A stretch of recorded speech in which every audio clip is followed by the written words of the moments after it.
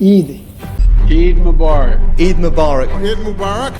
ہر سال دنیا میں 2 ملین مسلمان اپنا سب سے بڑا فیسٹیول عید مناتے ہیں، جس میں دنیا کے 57 دیش بند ہو جاتے ہیں۔ مطلب ان ساری کنٹریز میں اسکول، بزنس سب کچھ بند ہو جاتے ہیں، اور دنیا کے بڑے بڑے لیڈر اس دن کی مبارکباد دیتے ہیں۔ لیکن کیوں؟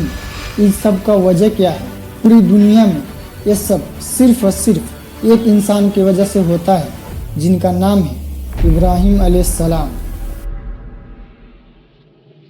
آج سے تقریباً 4000 سال پہلے ابراہیم علیہ السلام عراق کے مشہور شہر اور میں پیدا ہوئے۔ آپ کے والد کا نام اجر تھا، جو بت بناتے تھے اور خود بھی بتوں کی عبادت کرتے تھے۔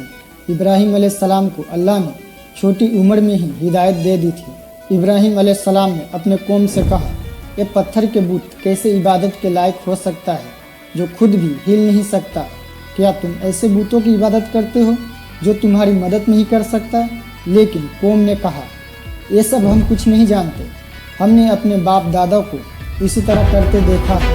ابراہیم علیہ السلام اپنے والد کو بہت سمجھانے کی کوشش کرتے، کہتے، میرے والد، مجھے وہ علم ملا ہے جو آپ کو نہیں ملا، آپ میرے پیچھے چلیے، میں آپ کو سیدھے راستے کی طرف لے چلوں گا۔ میرے والد، شیطان کی عبادت نہ کیجیے، کیونکہ شیطان رب کا نافرمان ہے۔ میرے والد، مجھے خوف ہے کہ اللہ کی طرف سے عذاب نہ آ جائے۔ ان کے والد نے غصے میں کہا، اے ابراہیم، اگر تو باز نہ آیا تو میں تجھے سنسار کر دوں گا، تم مجھ سے دور چلا جا اور کبھی نظر نہ آنا۔ ابراہیم علیہ السلام نے اپنے والد سے کہا، آپ پہ سلامتی ہو، میں اپنے رب سے آپ کے بخشش کا طلب کرتا رہوں گا۔ والد کے سخت جواب کے بعد ابراہیم علیہ السلام الگ ہو گئے۔ ایک دن ابراہیم علیہ السلام اپنے قوم کے لوگوں کو ایک بہت ہی امپورٹنٹ پوائنٹ سمجھانے کے لیے اس سٹی کے ایک ٹیمپل کے اندر گئے اور ایک کلہاڑی سے سبھی بتوں کو توڑ دیے سوائے سب سے بڑی بت کے۔ پھر اس کلہاڑی کو سب سے بڑی بتوں کے اوپر رکھ کر وہاں سے چل دیے۔ جب اس شہر کے لوگوں نے یہاں آ کر یہ سب کچھ دیکھا تو سیدھا ابراہیم علیہ السلام کے پاس گئے۔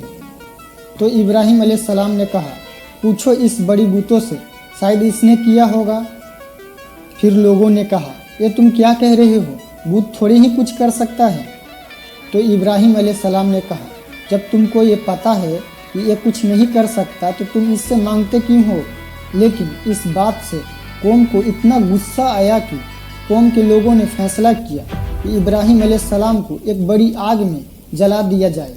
اس سٹی کا جو بادشاہ تھا، اس نے سارے لوگوں کو بلایا اور سب کے سامنے ایک بہت ہی بڑی آگ جلائی۔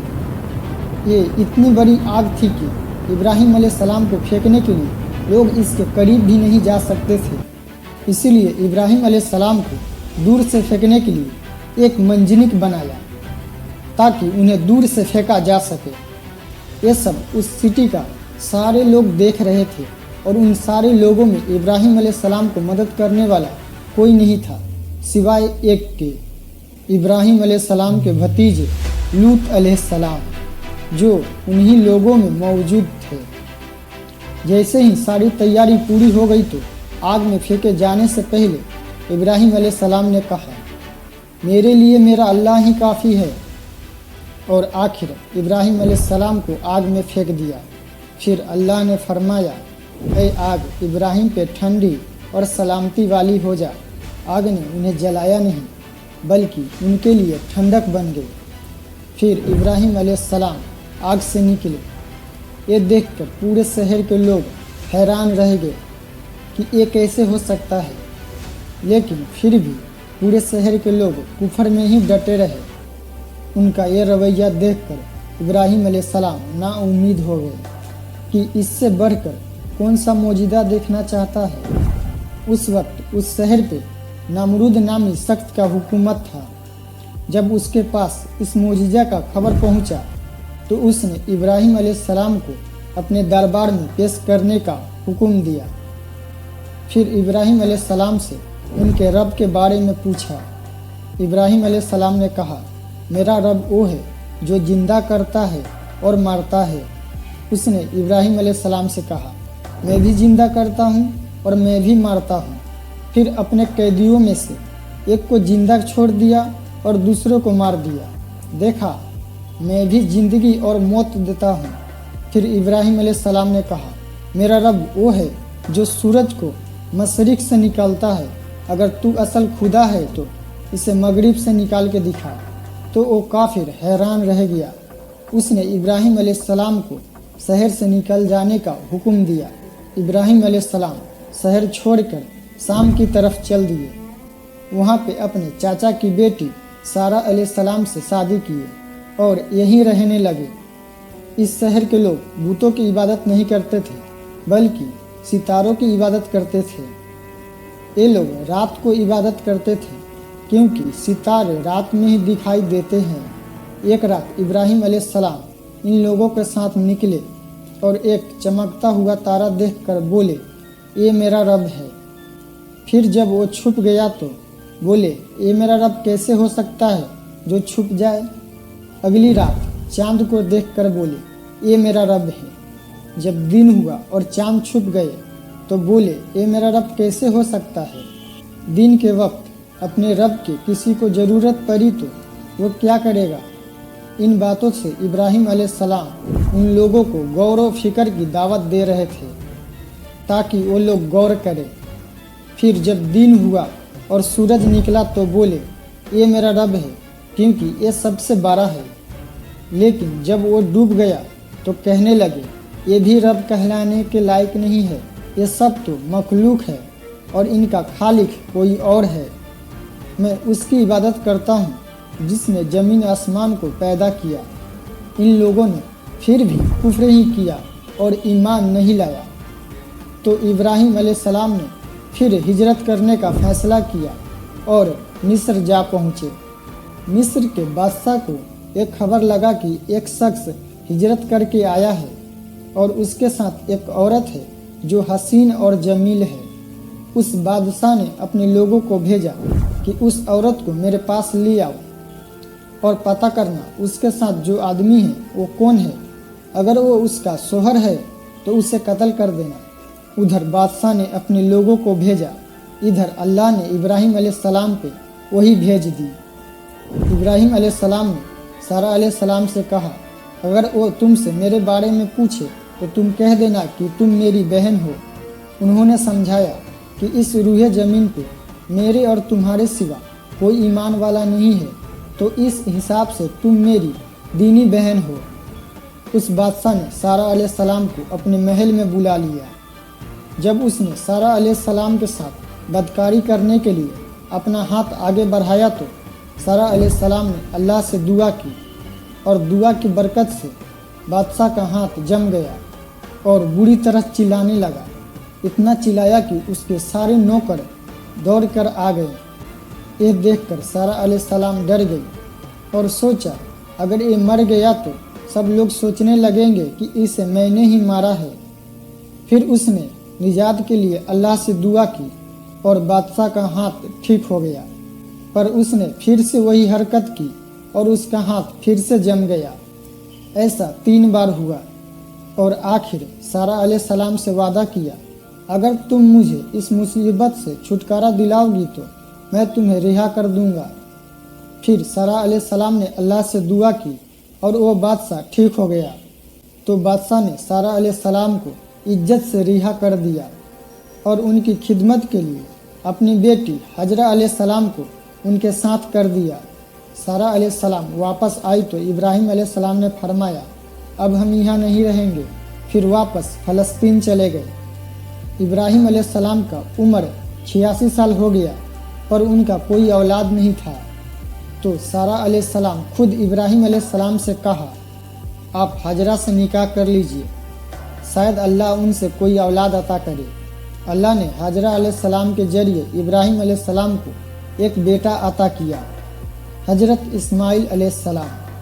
अल्लाह के हुक्म से इब्राहिम अलैहिस्सलाम ने अपनी बीवी हजरा अलैहिस्सलाम और अपने बेटे एक सुनसान इलाके में छोड़ दिए और वहाँ से वापस फ़लस्तीन की तरफ रवाना हुए। उनकी बीवी 2 बार पूछी कि आप कैसे यहाँ अकेला छोड़कर जा सकते हैं? इस पर इब्राहिम अलैहिस्सलाम ने कोई जवाब नहीं दिया। तीसरी बार उन्होंने पूछा, ये सब अल्लाह की तरफ से है? तो इब्राहिम अलैहिस्सलाम ने मुड़कर देखा और कहा हाँ, और फिर वहाँ से चल दिए। जब पानी और खाना खत्म हुआ तो इस्माइल अलैहिस्सलाम प्यास से तड़पने लगे, जिसे देख उनकी माँ हजरा अलैहिस्सलाम मदद ढूंढने के लिए करीब की पहाड़ सफ़ा पर चढ़ी, लेकिन वहाँ दूर दूर तक कोई मदद नहीं दिखा। फिर वहाँ से नीचे आई और दूसरी पहाड़ मरवा पे चढ़ी, और इस तरह उन्होंने सफ़ा और मरवा के दरमियान 7 चक्कर लगाई। अल्लाह को इस माँ के अपने बेटे को बचाने की कोशिश इतनी अच्छी लगी कि इस वाक़ये के 4000 साल बाद आज भी पूरी दुनिया के मुसलमान सफ़ा और मरवा के 7 चक्कर लगाते हैं। 7 चक्कर लगाने के बाद हजरा अलैहिस्सलाम ने देखा कि जिस जगह इस्माइल अलैहिस्सलाम है वहीं से ज़मीन से पानी निकलना शुरू हो गया। तो उन्होंने भागती हुई आई और पानी जमा करने की कोशिश की, लेकिन ये पानी इतना तेज़ी से निकल रहा था कि वो बार बार जम कहने लगी। इसका मतलब है कि रुक जाओ। और इसके बाद हजरा अलैहिस्सलाम और इस्माइल अलैहिस्सलाम इसी इलाके मक्का में रहने लगे। एक दिन यमन से एक कबीला बनु जुरहम शाम की तरफ जा रहा था। यमन और शाम के दरमियान जो नॉर्मल रास्ता था उसके बीच कोई भी मक्का वाले इलाका में नहीं रुकता था, लेकिन इस बार ये कबीला मक्का के पास से गुजर रहा था तो उन्होंने आसमान में कुछ ऐसे परिंदे देखे जो हमेशा पानी के ऊपर ही पाए जाते थे, और इन परिंदों को पीछे करते करते ये लोग इस्माइल अलैहिस्सलाम के पास पहुंच गए।